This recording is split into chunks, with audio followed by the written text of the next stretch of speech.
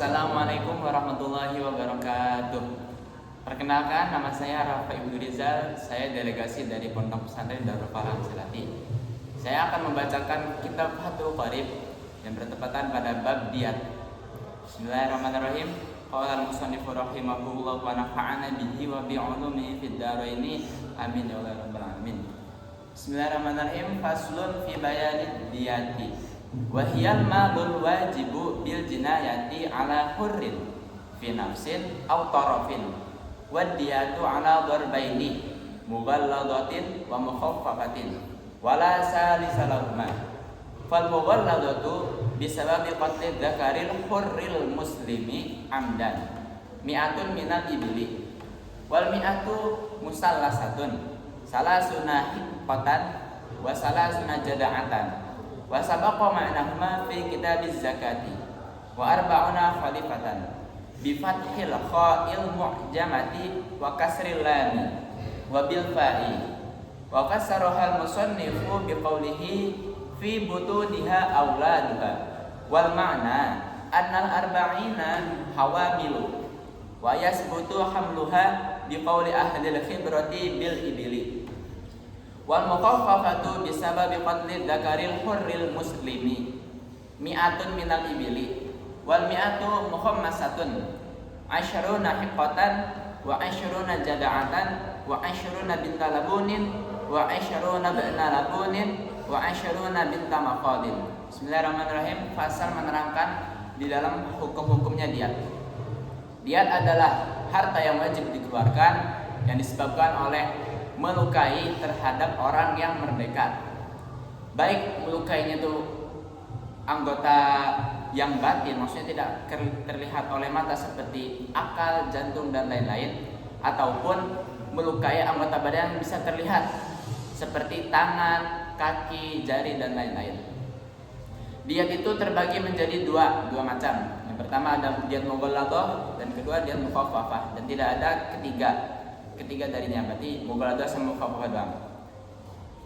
Adapun diyat mughaladah itu disebabkan karena membunuh seorang laki-laki muslim yang merdeka secara sengaja. Sebelumnya saya akan menjelaskan terlebih dahulu macam-macam pembunuhan. Jadi macam-macam pembunuh itu ada 3. Ada amdun, syibu amdin sama khoto'.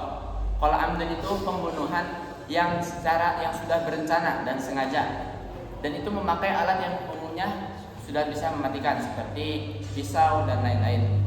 Nah, kalau syibu amdin yang kedua itu perbedaannya hanya pada alat yang digunakan untuk membunuh. Berarti alatnya itu tidak mematikan, seperti buku, pensil dan lain-lain.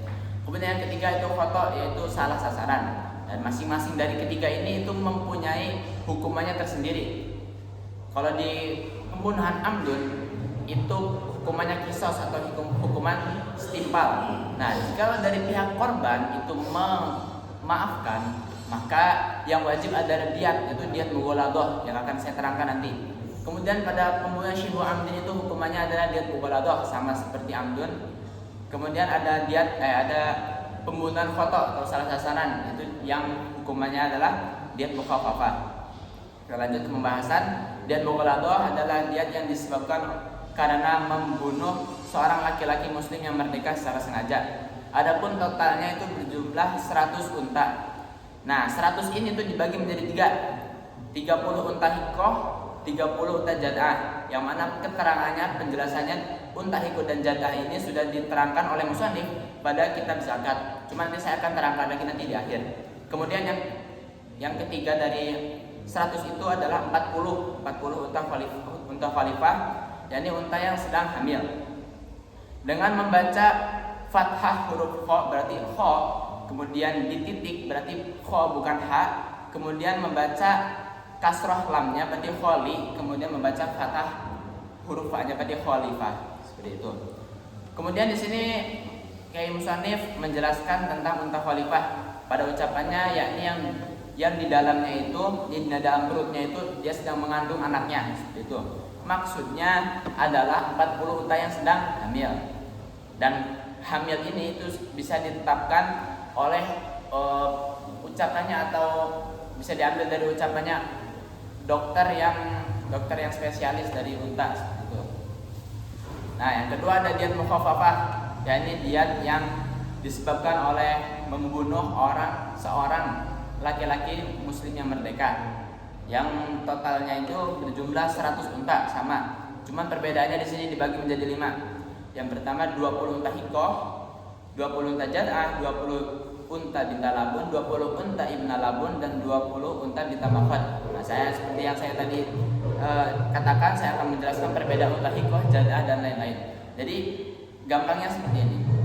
Unta binta makhad itu unta yang berumur 1 tahun, yang menuju ke 2 tahun. Nah, jika sudah mencapai ke 2 tahun, maka namanya unta binta labun. Nah, apabila menuju ke 3 tahun, itu namanya unta hikoh. Nah, dan yang terakhir atau yang 4 tahun itu adalah unta khalifah, seperti itu. Unta jada'ah berumur 4 tahun. Nah, untuk khalifah itu yang tadi yang sudah disebutkan, yaitu unta yang sedang hamil. Cukup sekian penjelasan yang saya bisa sampaikan. Apabila ada tutur kata yang salah, mohon dimaafkan karena saya juga masih belajar. Wallahul muwaffiq ila aqwamit thoriq. Wassalamualaikum warahmatullahi wabarakatuh.